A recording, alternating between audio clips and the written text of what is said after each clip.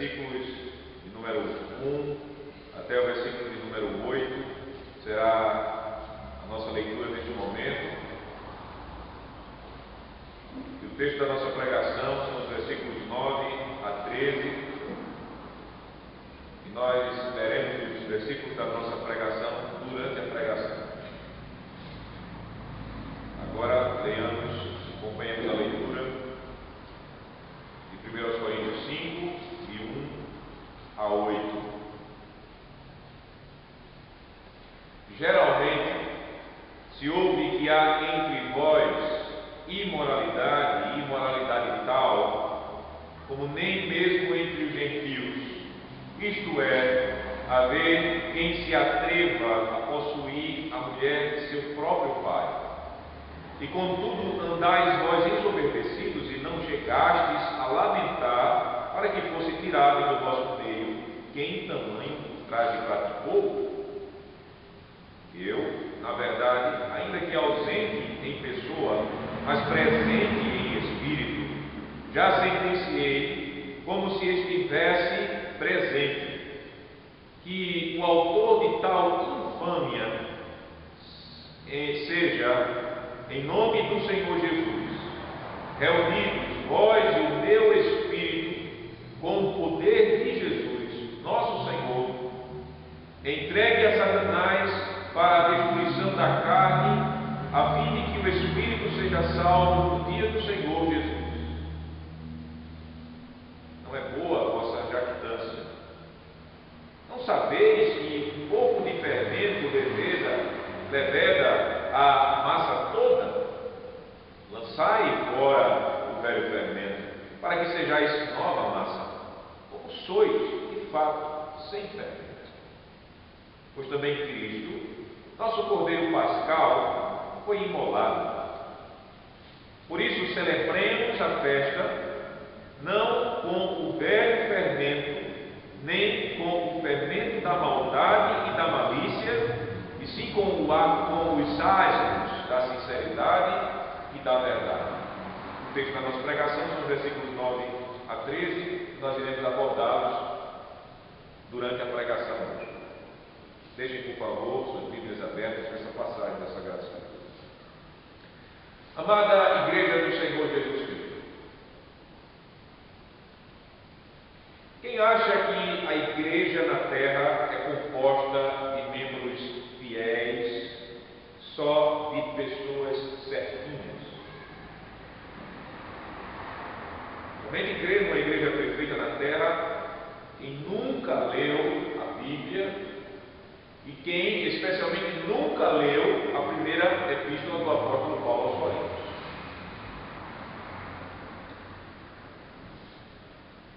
Não era a igreja em Corinto que tolerou pecados terríveis dentro dela, por exemplo, um membro imoral que tomou como mulher a esposa do seu pai. Nós acabamos de ler isto novamente, nós ouvimos uma pregação no domingo passado. Lá não estava agindo a imoralidade dentro da igreja como resultado, essa tolerância como resultado do orgulho da igreja, em não se submeter ao Evangelho de Jesus, à sabedoria da palavra de Deus. Essa malícia, essa imoralidade não estava agindo como se fosse um fermento. A malícia e maldade não estavam agindo como se fosse um fermento que contamina uma massa e a faz inchar. Sim, meus irmãos, nós vimos isso na leitura que nós acabamos de fazer. Por isso não há como criarmos em nossa mente a fantasia de uma igreja perfeita na terra, depois de nós lermos especialmente a carta aos Coríntios. Não há como nos iludirmos achando que a igreja aqui é composta ou alcançará nessa vida perfeição. Membros só fiéis. Nós aprendemos desde Gênesis que mistura não agrada a Deus.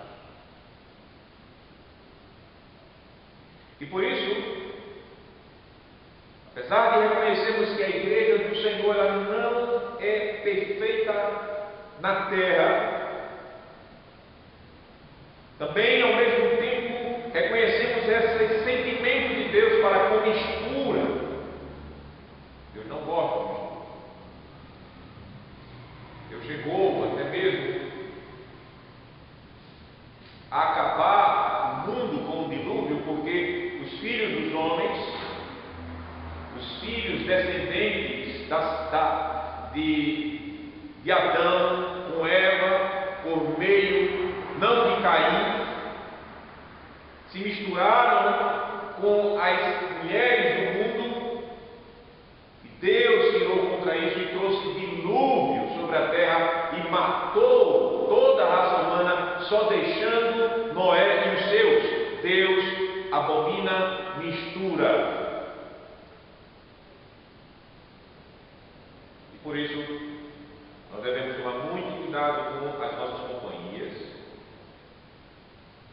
com quem nós nos associamos, com quem nós nos fazemos familiares. Sabe por quê, meus irmãos e minhas irmãs? Porque até mesmo dentro da igreja nós corremos o risco de nos juntarmos, de nos associarmos com quem não devemos. E o Senhor conhece esse risco para a nossa santidade. Por isso o Senhor, na sua graça, Ele nos traz uma mensagem para nos proteger das más companhias e aplicarmos em nós mesmos, como igreja, a disciplina dele. A mensagem de Deus para nós nesta noite é a seguinte: não se associem com imorais, mas nos expulsem da igreja. E esta mensagem, ela está baseada nos versículos de 9 a 13 do capítulo 5 da primeira epístola do apóstolo Paulo aos Coríntios. Capítulo 5, versículo 9 até o versículo 13. Amados irmãos e irmãs, o apóstolo, ele provavelmente escreveu 4 cartas à igreja de Corinto. Mas pela providência de Deus, conhecemos apenas 2 dessas cartas. E nós as chamamos de primeira epístola e segunda epístola aos Coríntios. E por isso, quando nós chegamos no versículo 9, nos aproximemos, por favor, do versículo 9, a abertura do versículo diz o seguinte: já em carta vos escrevi que não vos associeis com os impuros. Você percebeu? O apóstolo Paulo, ele disse: eu já vos escrevi em carta. Ou seja, antes ele já havia escrito à igreja, antes mesmo desta carta que nós temos como 1 Coríntios. E o que o apóstolo escreveu? Que não vos associeis com impuros. Talvez na sua versão, se não for atualizada, for revista e corrigida, terá outra palavra. E por isso nós devemos ir à palavra que está no texto grego, usada aqui pelo Espírito Santo, dada ao apóstolo Paulo. A palavra aqui usada e traduzida em nosso texto como impuros se refere a pessoas que praticam imoralidade sexual, a prostitutos, a fornicários, algo que era muito comum dentro da sociedade de Corinto. E parece, meus amados irmãos, que a igreja, ela, apesar de ter recebido uma carta anterior do apóstolo, ela não atendeu ou ela não entendeu bem esse mandamento que o apóstolo acabava de dar.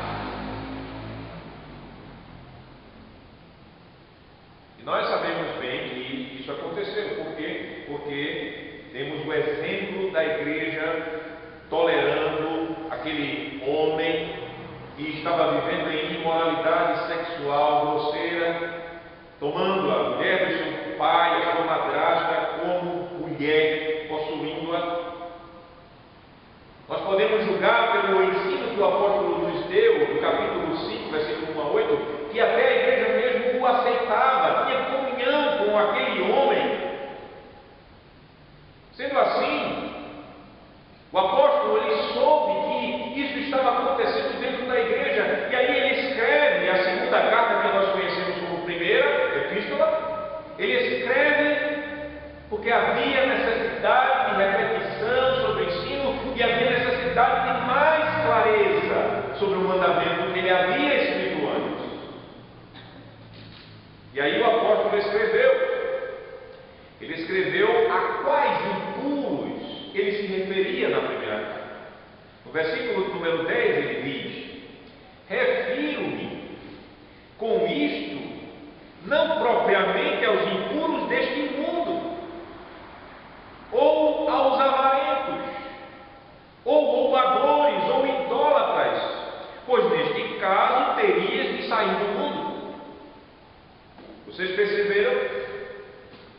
Não era aos imorais de modo geral que o apóstolo estava alertando a igreja na carta anterior. Os imorais que estão, por exemplo, no seu trabalho, na sua escola, no campo de futebol, quando você bate sua bolinha, no cabeleireiro que você vai visitar para fazer o seu cabelo, nas festas, nas ruas, nas praças. O apóstolo Paulo, ele estava dizendo: não é a estes que eu estou me referindo. E aproveitando no mesmo versículo 10, o momento quando ele já abriu o assunto, o apóstolo pelo Espírito, ele aproveita para falar de outras classes de pecadores. Ele fala: nem muito menos aos avarentos, os roubadores ou idólatras. Ou seja, ele pega três classes que podem ser colocadas em referência a um só tipo de pessoa que pratique essas três. Ou seja, aqueles que amam tanto o dinheiro que vivem em ganância malvada, os avarentos. Aqueles que por amarem tanto o dinheiro e o bem alheio, ele usa a violência para defraudar as pessoas, os roubadores. Estes que são idólatras do dinheiro, porque avareza é idolatria. Aí o apóstolo diz: olha, não é a estes também, porque no caso, se fosse isso que eu estivesse dizendo a vocês, vocês teriam que sair do mundo. Assim, se Paulo tivesse escrito em relação aos imorais, de modo geral, a igreja, meus irmãos, ela deveria se isolar do mundo. E morar em comunidades distantes das cidades, dos centros urbanos. Deveria sair da sociedade. Deveria fazer como fizeram os monges antigos, e ainda os monges de hoje, fazer suas cidades monastérios, morar em mosteiros, porque eles queriam sair do mundo. E aí você vê que o apóstolo Paulo, ele não estava pregando à igreja uma doutrina antissocial. É mesmo pelo fato de ele estar falando pelo Espírito de Cristo. E nós sabemos bem que Jesus Cristo, ele não quis que o Pai nos tirasse do mundo. Lembre-se da oração do Senhor. Ele orou ao Pai para que o Senhor Deus, ele nos protegesse do ódio e da maldade do mundo, mas não nos tirasse do mundo, porque nós não pertencemos ao mundo, porém estamos no mundo.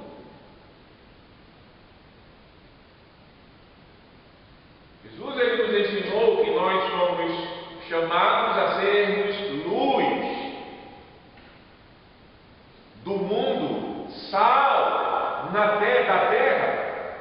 E o apóstolo, assim, seguindo o Espírito de Cristo, porque estava falando pelo Espírito Santo, ele não nos proibiu, por exemplo, um exemplo que ele dá, a tomarmos até uma refeição com o incrédulo. Veja o que o apóstolo diz na mesma carta, 1 aos Coríntios, capítulo 10, versículo de número 27.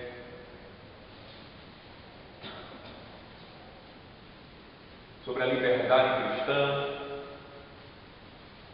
1 aos Coríntios, capítulo 10, versículo de número 27.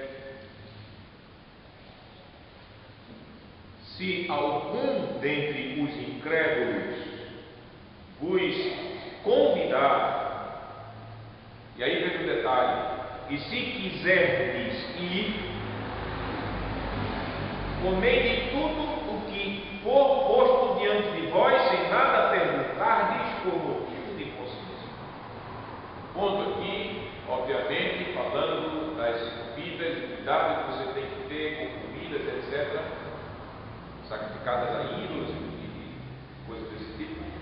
Mas o que eu quero focar aqui é que o apóstolo ele não coloca uma proibição para a igreja, até mesmo aceitar um convite de uma pessoa incrédula, descrente, para comer uma refeição em sua casa. Você tem que julgar. Você tem que analisar. Está na sua liberdade, mas não há uma proibição. Por isso, nós podemos ver e entender que o monasticismo, que foi aquele movimento que ainda persiste, né, no meio da cristandade, no meio cristão, e qualquer outro movimento que isola a igreja da sociedade é um movimento falso, não é um movimento que tem base na palavra do Senhor. Não se associar é diferente de se isolar. Se associar aqui no texto é se misturar junto a, se mesclar. Você pega o leite e o café e mistura o leite e o café, se mescla.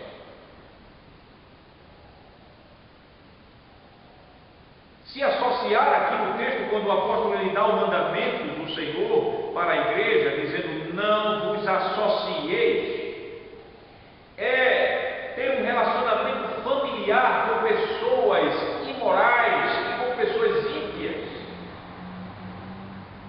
Se associar aqui é aquele tipo de relação que eu acho bastante estranha e não fundamentada na Bíblia, que acontece entre crentes e pessoas ímpias, aquele tipo de amizade, de trocar segredos, de viver um na casa do outro, de ser como um tipo de unha e carne com pessoas imorais, ímpias, pecadores que amam o pecado e não se arrependem. Isso não, isso é se associar, o que o texto está nos dizendo aqui. Mas se isolar, se separar radicalmente, todos que não pertencem à igreja, é distinto.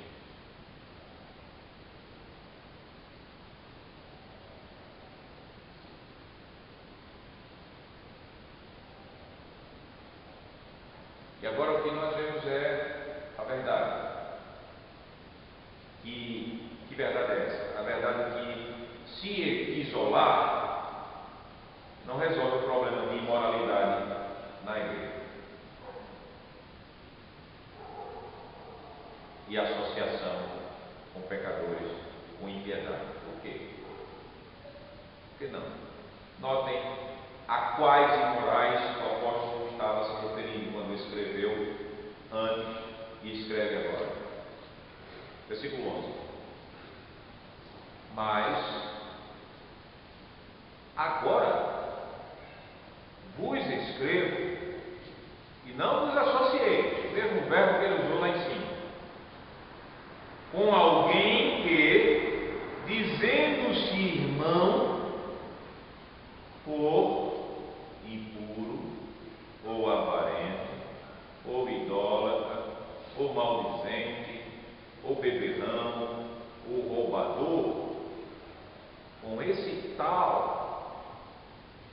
nem ainda o mais.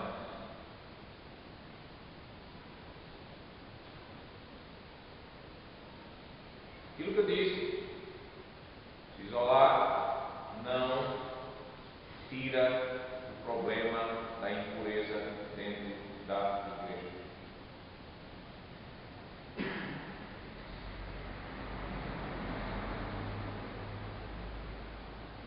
Como eu falei na introdução, talvez você algum dia tenha tido aquela visão purista, o perfeccionista da igreja. Pelo menos eu já tive isso na minha infância.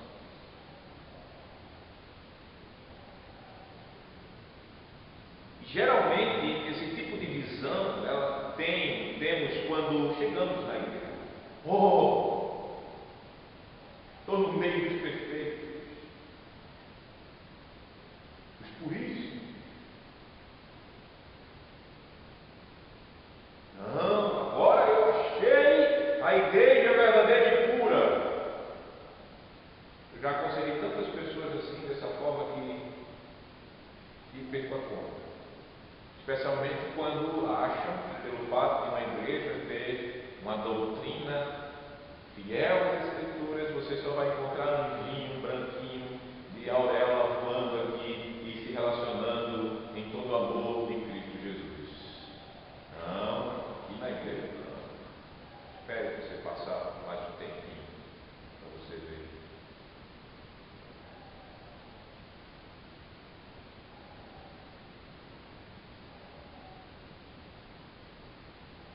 Devemos nos despertar com a palavra. Nós nunca devemos alimentar essa visão falsa da igreja. O Espírito, de modo muito claro, na passagem que nós estamos vendo, especialmente falando, ele nos revela que dentro da igreja tem aqueles que se dizem irmãos. Veja, o apóstolo, ele não esconde isso da igreja. Mas agora vos escrevo que não vos associeis com alguém que, dizendo-se irmão,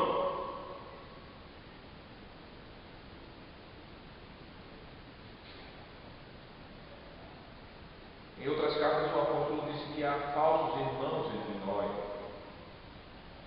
nas igrejas da Galácia, por exemplo, Filipenses também. O apóstolo ele advertiu os presbíteros de Éfeso, dizendo que do próprio meio, dos próprios presbíteros, dos próprios pastores da igreja, sairiam lobos vorazes, lobos roubadores, que não poupariam o rebanho de Cristo, iriam dilacerar a igreja dos próprios pastores, e esses são os mais perigosos para você tomar o cuidado.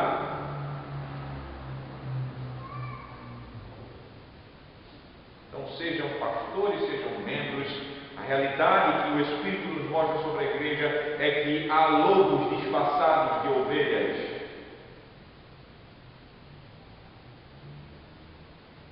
Entenda, meu irmão, entenda, minha irmã. Não é irmão da fé, porque o termo aqui é irmão, está falando de fraternidade, fé. Não é irmão na fé só aquele que se diz seu irmão. Não é. Sabe o que você deve fazer, o que eu devo fazer, nós devemos fazer? Nós devemos ver a vida da pessoa. Vida, prática, convivência.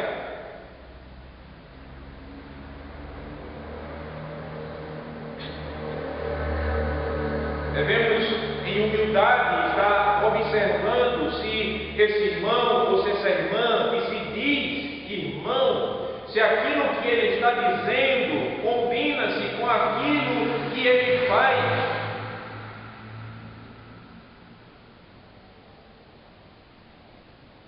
Seja membro da igreja, seja oficial da igreja, não tem distinção. Você deve fazer isso.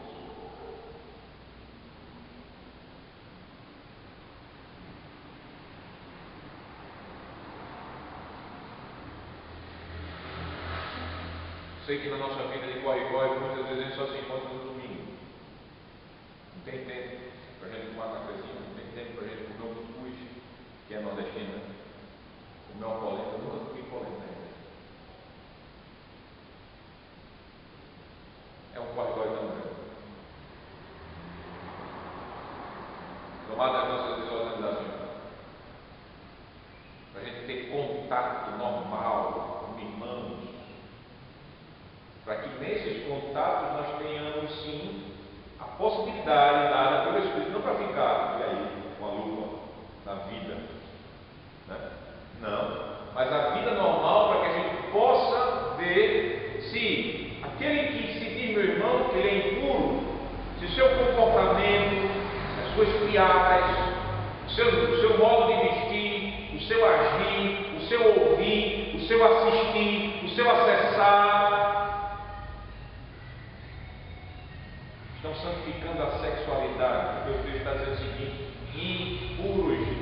Não se refere aqui a pessoas cerimonialmente incapazes de servir a Deus.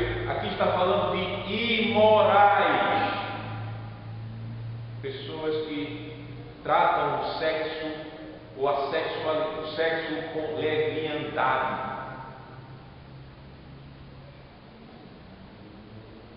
Você tem que ver se conhecer seus irmãos, para ver quem é irmão, ou quem é avarento, ou idólatra. Qual o valor que esse membro está dando ao dinheiro na vida dele? Será que o dinheiro é um ídolo para ele, ou somente uma bênção de Deus? Se esse irmão vive falando mal, porque às vezes a gente pensa que pecado é só adultério, fornicação, roubo. Mas o texto, ele diz para nós, maldizente. Está aí na sua vida? Maldizente. Maldizente. Aqui a palavra usada é o maledicente, aquela pessoa que vive injuriando, aquela pessoa que vive espalhando mentiras, calúnias, falando sempre mal dos outros.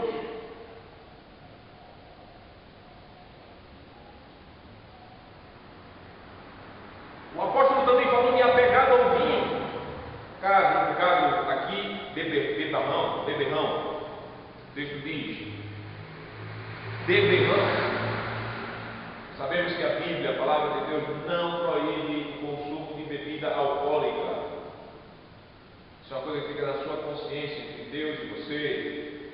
Fica na sua liberdade cristã para ver se não vai produzir escândalo para outros fracos quanto a isso. Mas aqui é outra coisa, aqui é beberrão, é alcoólatra, pessoas que são dados ao vinho, que vivem do vinho, e a ideia, podemos até conjugar, são aquelas pessoas que gostam de sentar numa mesa e sair enchendo a sua cara, e sair falando de todo mundo, um verdadeiro escândalo. Como eu vou saber quem se diz irmão se eu não os conheço? É claro que existem coisas tão grosseiras e claras que se manifestavam até na igreja. Todo mundo em Corinto estava sabendo o caso daquele jovem, mas ninguém brigava. E o roubador, que é uma pessoa que usa de violência para tirar proveito dos outros, seja proveito financeiro, de bens, etc. A palavra aqui é muito ampla, é aquele que usa de roubo ou de extorsão, defraudação violenta. O apóstolo dá vários exemplos de pecados e possivelmente ele está tomando isso, não seguindo diretamente a linha dos 10 mandamentos, mas ele está tomando pecados que estavam se manifestando de modo natural na sociedade, na comunidade de Cristo ali em Corinto. Era a igreja lá. Mas o mandamento é claro: não se associe. Esse é o mandamento. Não se misture junto. Não tenha relacionamento familiar com esse tipo de irmão, entre aspas, bem grande.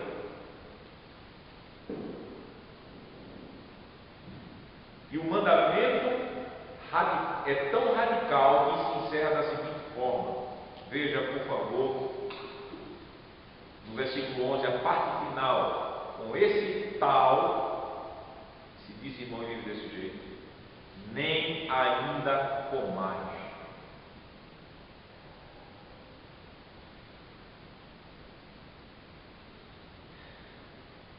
Não tenha comunhão com ele na mesa de sua casa, da sua casa ou da casa dele. Isso é o ensino. Nem com ele comais. E nós sabemos muito bem que comida, o ato de você sentar a uma mesa, o ato de você oferecer uma refeição, é um dos maiores símbolos de hospitalidade e de amizade. Não é à toa que o Senhor nos põe uma mesa, a mesa do Senhor, mostrando seu amor, sua comunhão familiar conosco. E o apóstolo está falando de mesa.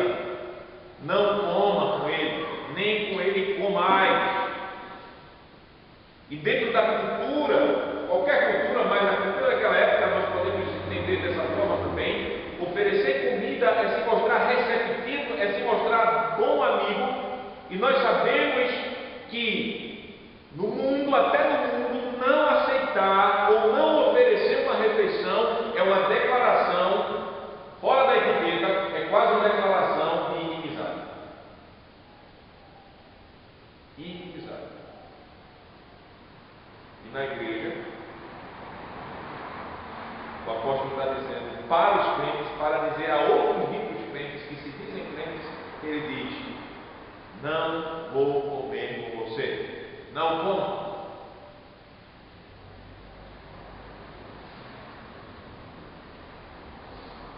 É uma declaração de não comunhão com membros que amam o pecado e que querem viver nas obras das trevas. Obras essas que só pensar é abominável. Obras essas que nós não devemos ter comunhão. Obras essas que nós devemos reprovar. Isso é o que o texto está nos dizendo, o Espírito do Senhor está nos dizendo. Embora que ao mesmo tempo que nós fazemos isso, que nós não temos comunhão na mesa de refeições comum com essas pessoas, ao mesmo tempo, nós não as consideramos como inimigas. E não devemos. O apóstolo, em 2 Tessalonicenses, capítulo número 3, 2 Tessalonicenses, ele tratando sobre disciplina dentro da igreja em outra parte, que o apóstolo Paulo ele não fazia parte de um colegiado de pastores modernos que colocam fora a terceira marca da igreja, que é a disciplina. Pelo contrário, ele nos instruiu pelo Espírito do Senhor a exercermos disciplina dentro da igreja.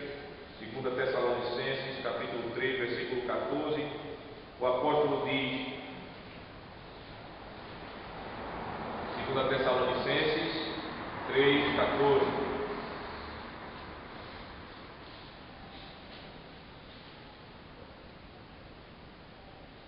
se alguém não preste obediência à nossa palavra, dada por esta epístola, notai, nem vos associeis, mesma palavra, com ele, para que fique envergonhado. Versículo 15: todavia,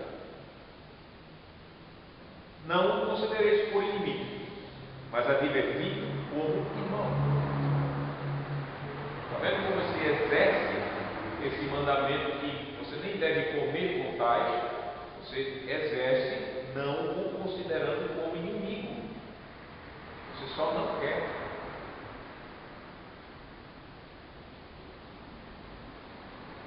Não como você.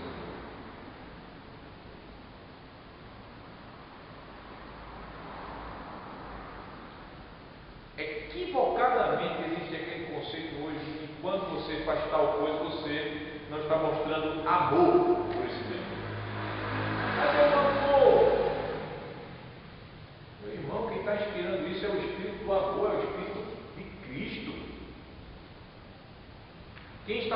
isso para a gente não é Paulo em si, não vem da mente do apóstolo, é o Espírito do Senhor que está dizendo isso para nós. Por isso que você não mostra amor a membros que não se arrependem, se você estiver se associando a eles, se misturando com eles.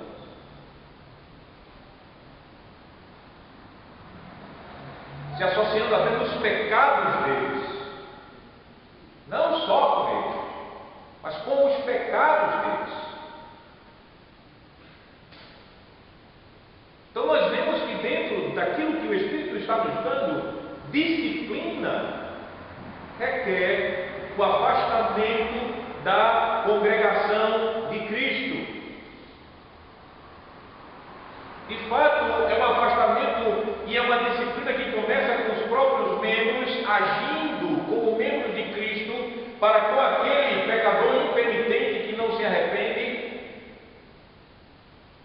afastando eles primeiramente das mesas de suas casas, fazendo-os provar e pensar um pouco que o próprio Cristo irá afastá-los de uma mesa muito mais importante do que qualquer mesa da face da terra, a sua mesa.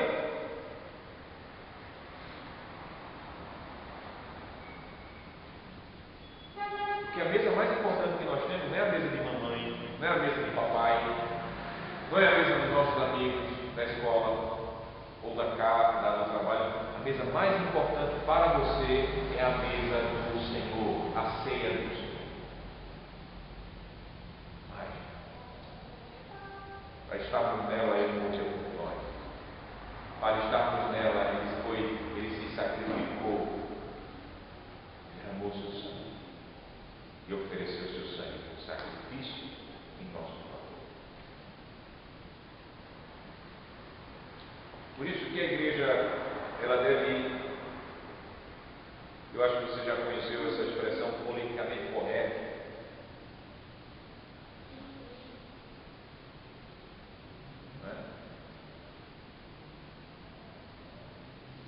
E o que é esse politicamente correto? É não dizer a verdade em amor, não querer contrariar o erro do seu próximo.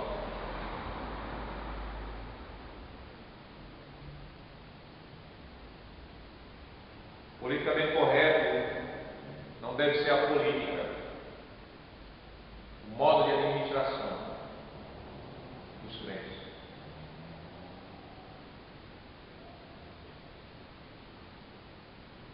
Não deve ser a política eclesiástica, politicamente correta.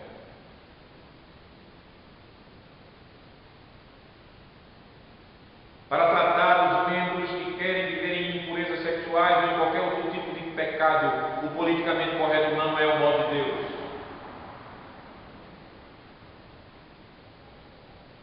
E por isso o Espírito nos diz que o contato com membros que não se arrependem precisam ser em poucas palavras e atos. Por exemplo, você pode chegar para os irmãos que querem viver em pecado, se dizem irmãos, caro irmão, olhe, arrependa-se e deixe seu pecado o mais urgente possível. Eu amo você, por causa disso eu digo isso a você. Pode ser que você me odeie pro resto da vida. Pode ser que você diga, suma da minha frente. Não quero saber. Diga isso a essas pessoas. Diga isso aos seus irmãos, aos seus parentes, aos seus amigos dentro da igreja que não estão se arrependendo.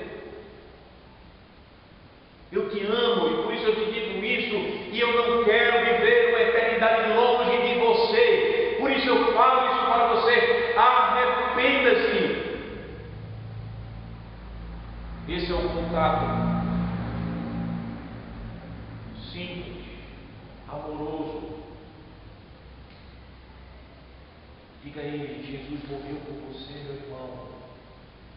Se você pensa no que foi isso, volta. Se você diz, eu gosto muito dos irmãos, eu não entendo isso, eu não entendo. Fazendo visitas em várias situações, não só aqui, mas em vários trabalhos pastoral. A pessoa diz assim, olha irmão, eu vou sair da igreja, mas eu amo muito você. Eu sempre gosto da igreja, eu gosto de você. Como se fosse uma coisa somente pessoal, social. Que é isso, meu irmão? Cortando o coração você, já aconteceu isso, eu já provei isso como pastor, dentro da igreja também. Pessoas tão amigas, assim, profundas, fundadores da obra de Deus em certos lugares, que lá lutaram junto conosco, com os oficiais e se desviaram, chegando até ser excomungados. Senhor, eu amo muito você. Agora você já parou para pensar que você diz que me ama tanto, você diz que me ama tanto Jesus, mas você já parou para pensar que se você morrer nesse seu estado de pecado e sem arrependimento, você vai viver uma eternidade sem essas pessoas que você diz tanto amar? Você ama mesmo? Contato é simples.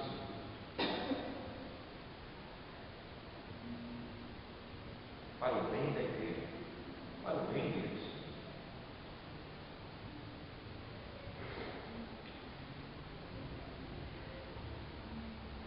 O Espírito diz, com esse tal, nem ainda com mais.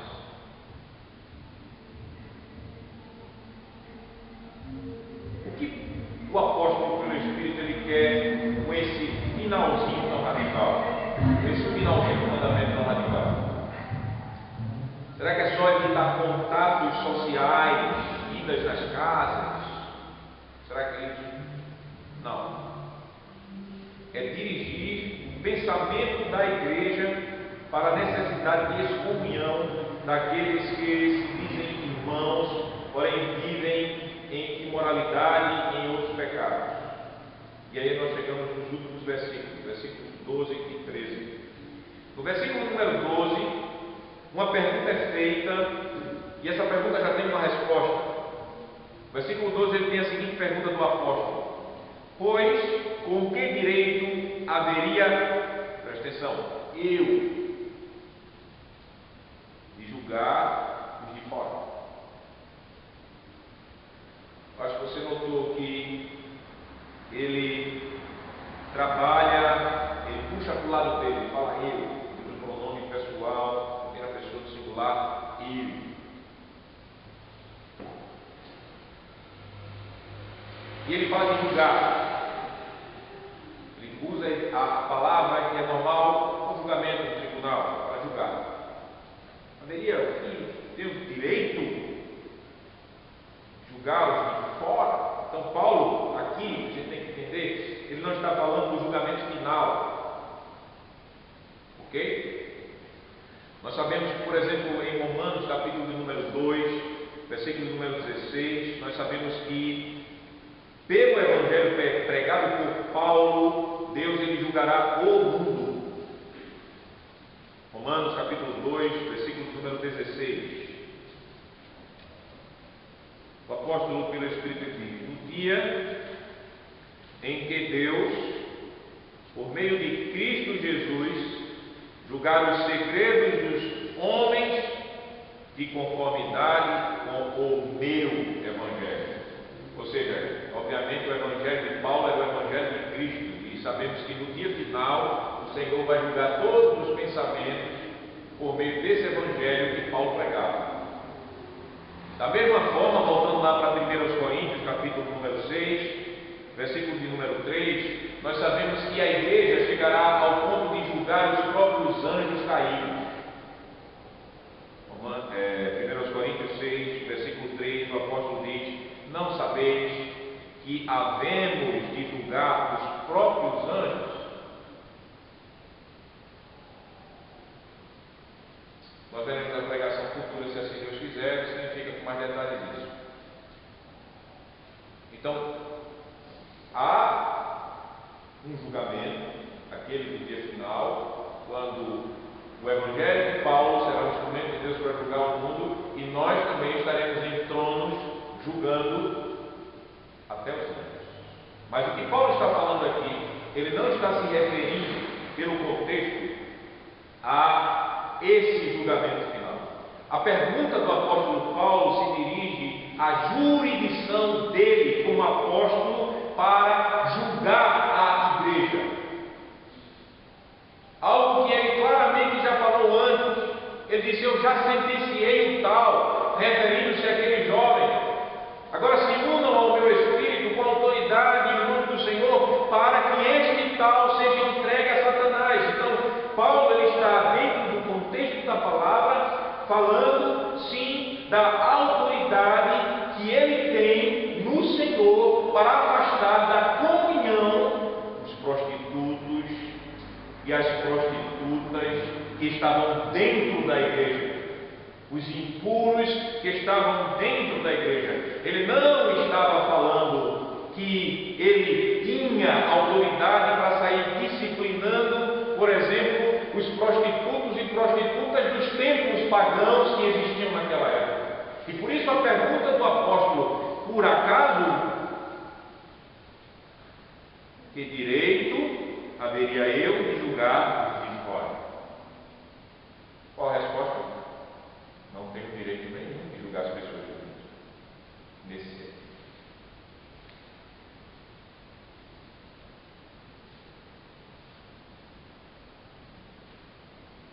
Por isso ele não se referiu nem na primeira carta, nem agora, aos impuros do mundo, os impuros em geral. Ele não tinha autoridade nesse sentido de julgar os de fora, do mundo.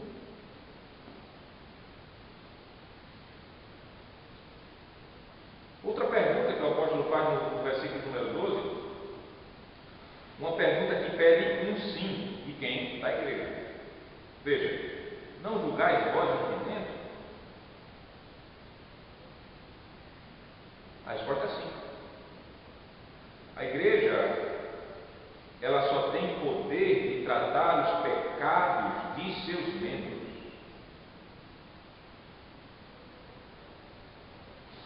Não do mundo. E por isso a igreja, ela não sai por aí cortando a cabeça de quem não se converte. E por isso a igreja, ela não sai disciplinando quem não é membro dela.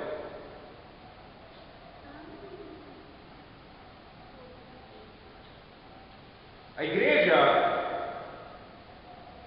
por muito tempo, por equívoco, por erro, por se afastar do Evangelho antes da reforma, a igreja praticou um tipo de disciplina que parecia mais como ISIS, que está aterrorizando o Oriente Médio e o mundo. Você não se converte, você vai morrer. E por isso foi uma das maiores catástrofes para o cristianismo esse tipo de entendimento errado da igreja antes da reforma, de que ou era convertido pela palavra, a espada do Espírito, ou ia para a espada feita de aço. Aí não teria ninguém que, não, tudo bem, eu vou me converter. Ninguém, e muita gente não se convertia, só entrava dentro da igreja, e muito problema na igreja aconteceu por causa desse tipo de ideia. Esse tipo de prática continuou com a igreja de Roma após a reforma.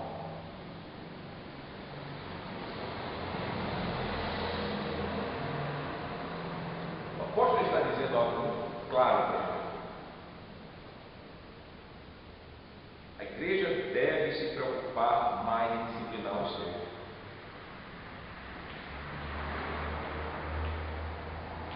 Deve se preocupar em aplicar a disciplina no seu meio, o apóstolo está dizendo.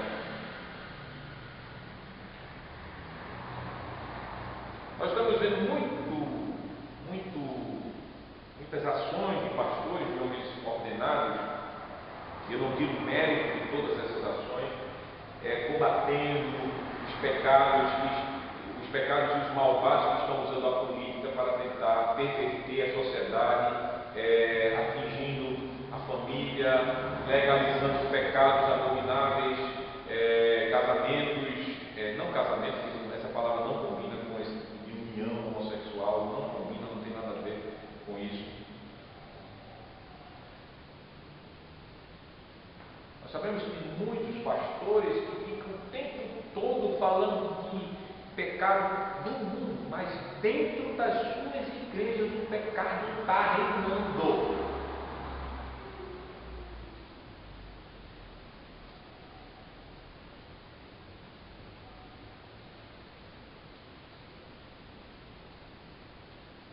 Eles estão mais preocupados com os impenitentes do mundo, porém dentro da igreja se calam em relação a imoralidades,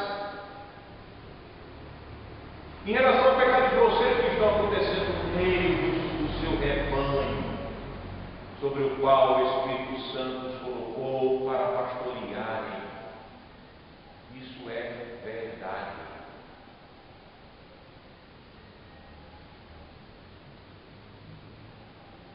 Meus amados irmãos, paremos de olhar para os ímpios do mundo e comecemos a olhar para os nossos ímpios.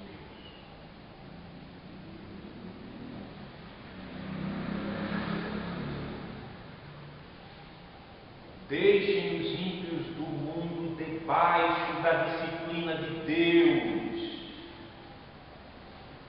Isso é o que o apóstolo diz no versículo número 13, veja, versículo 13, os de fora. Quem são os de fora? Os do mundo, os que não pertencem à igreja do Senhor, os de fora, porém, Deus os julgará.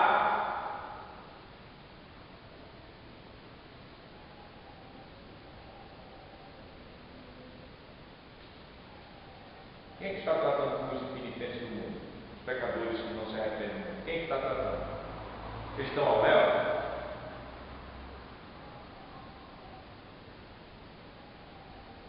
Não.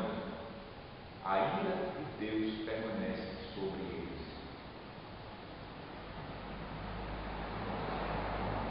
João capítulo 3. João capítulo 3. Parece que nesse capítulo só se conhece um versículo, mas existe outro versículo que é, de fato, para aqueles que têm uma visão humanista de Deus, é uma verdadeira espinha na goela. João capítulo número 3, versículo de número 35. A partir dele, veja o que aqui o Senhor diz. O apóstolo disse que Deus julga os de fora, julgará os de fora. O Pai, João capítulo 3, versículo 35. O Pai ama ao Filho e todas as coisas tem confiado às suas mãos. Agora veja o versículo 36. Por isso, quem crê no Filho tem a vida eterna.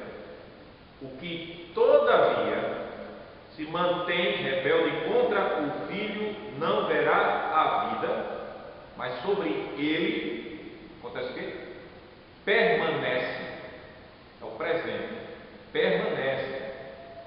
O que permanece sobre ele? A ira de Deus. Qual a situação daqueles que, por rebeldia, estão desprezando o Evangelho de Jesus? Sobre ele permanece a ira de Deus. O apóstolo Paulo, ele disse que a ira de Deus se manifesta dos céus sobre os filhos da desobediência, sobre aqueles que não amam a verdade, pervertem a revelação de Deus na criação.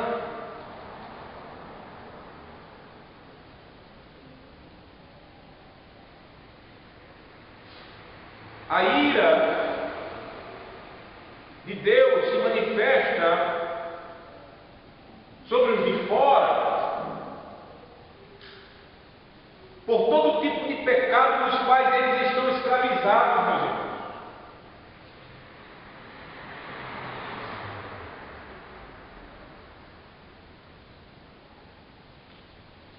A ira de Deus se manifesta sobre eles na cegueira espiritual deles. Eles não conseguem entender o Evangelho. Tão simples o Evangelho que qualquer criança da congregação consegue entender, mas o maior, homem mais capaz, a mulher mais capaz nas universidades não conseguem entender o Evangelho. Eles são cegos. Você acha que isso é o quê? O apóstolo ele já falou no capítulo 1 que Deus ele tornou os sábios do mundo loucos.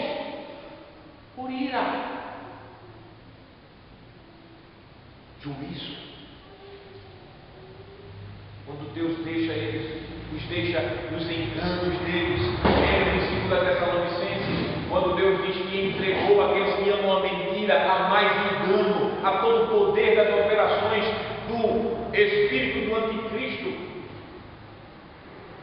a dureza do coração do pecador. Você acha que vem de onde essa dureza? Lembre-se de Faraó. Deus disse: eu vou endurecê-lo, e endureceu. A soberba dos pecadores. Você acha que os sábios do mundo, que eram soberbos, que viviam na sua vanglória, aquela soberba vinha de onde? Julgamento de Deus. Obviamente o apóstolo está dizendo: ele julgará no futuro, mas nós já sabemos ao mesmo tempo que o Senhor, ele está em julgamento sobre aqueles que são de fora da igreja. Mas eu e você, nós, como membros da igreja, devemos prestar atenção em nosso meio. Você está entendendo o que eu estou falando? Está dando para ser claro para você?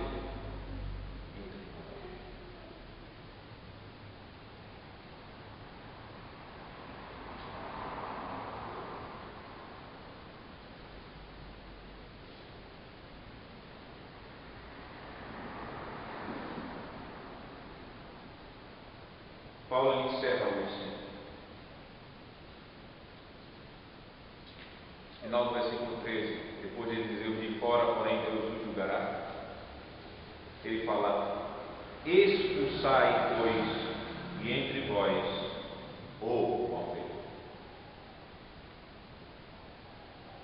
Interessante que ele não falou de imoral, ele fala o malfeitor, ou impuro, né? Ou aquele que pratica imoralidade.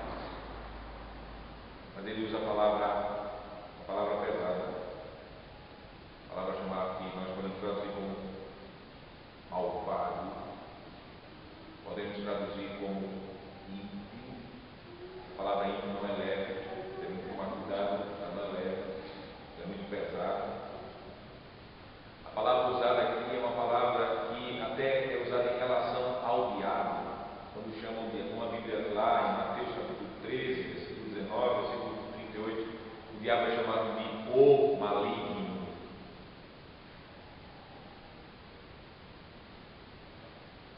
Se uma palavra que descreve uma pessoa,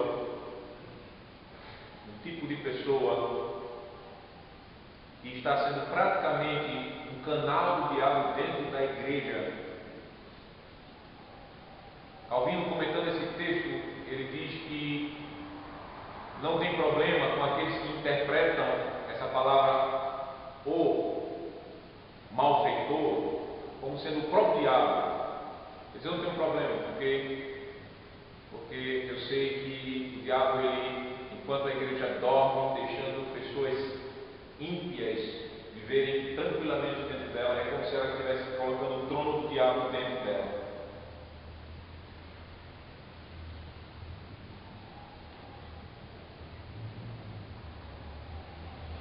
Parece que isso é verdade. Mas a palavra aqui grega é isso. Por isso que o apóstolo, ele é tão explícito, severo, quando ele usa o verbo, ele diz expulsai.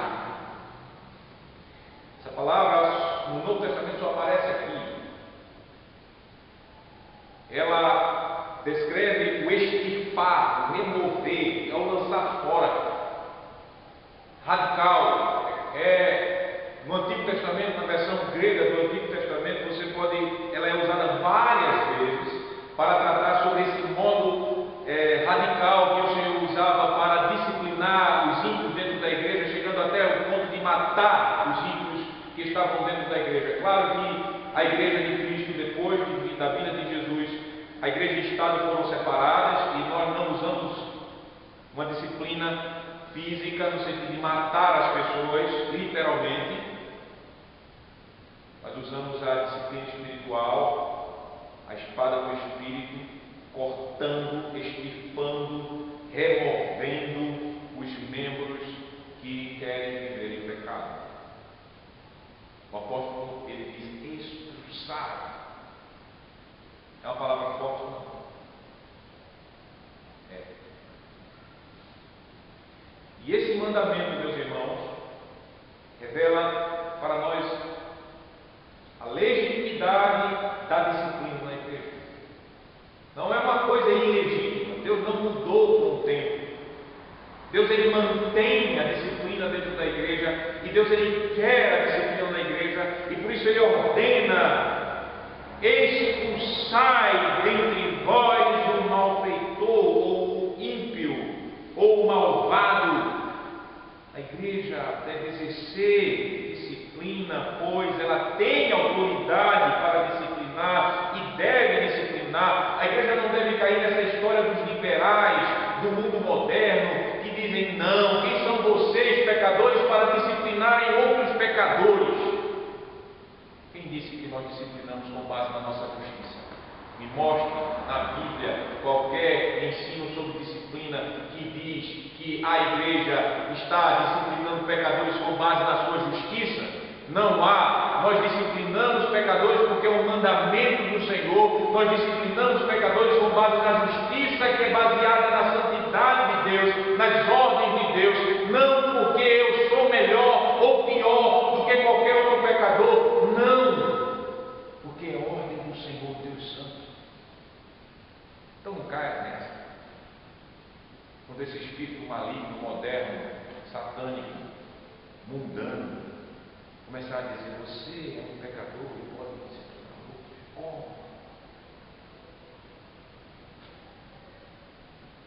Como? Expulsai. É o Espírito de Deus.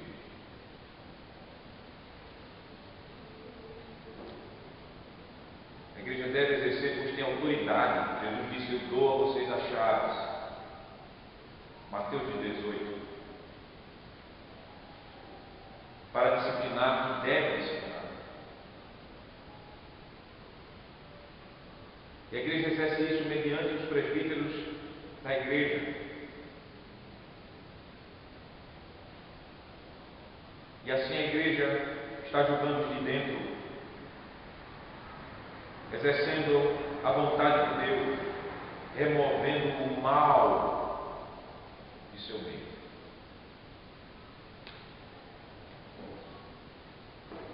Para manter pura, não perfeita, mas pura a igreja do Senhor. Concluindo, irmãos, qual o seu papel para com os crentes que vivem em pecado, segundo a palavra que nós recebemos? Não se associe a eles. Qual o cuidado que nós devemos ter com nossas amizades dentro da igreja? Dentro da igreja, imagine o mundo. Estou dizendo isso aqui agora. O apóstolo depois teria que escrever outra carta dizendo: olha, irmão, eu disse a vocês que não se associassem com os da igreja, né? Aí vocês foram para o outro lado, agora você começa a se associar com o mundo. Não é isso. Qual a sua responsabilidade? Já ficou claro, ele não quer associação de nenhum tipo, mas ele estava direcionando a igreja. Qual a sua responsabilidade para com suas amizades dentro da igreja? Discina quem é quem dentro da igreja. Faça a distinção, não preconceito, distinção, exame. O apóstolo está dizendo: preste atenção com aqueles que dizem ser irmão, tal. Então isso pressupõe julgamento. Eu devo estar aqui. Agora, não julgue segundo padrões moralistas, os seus padrões, mas julgue a conduta alheia do seu irmão à luz dos princípios da palavra de Deus, com base em todo o amor que o Senhor, Ele nos julga.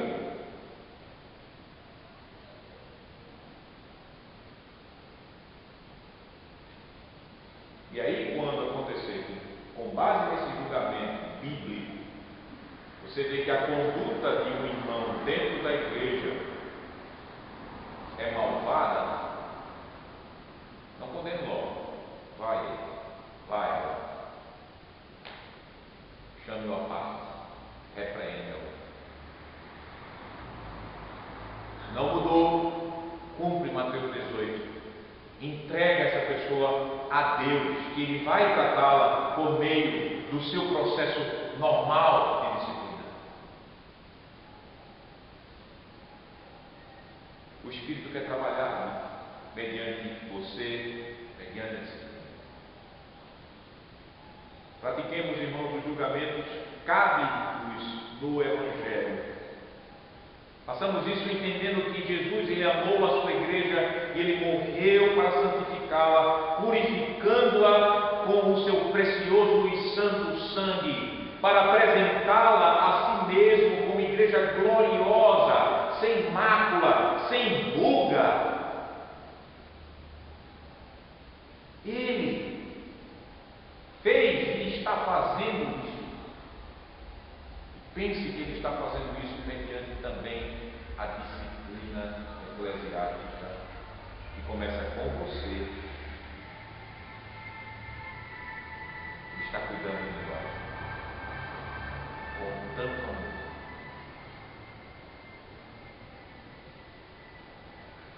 A disciplina, sim, faz parte desse amor, faz parte desse tratamento cosmético que Cristo faz em sua amada noiva.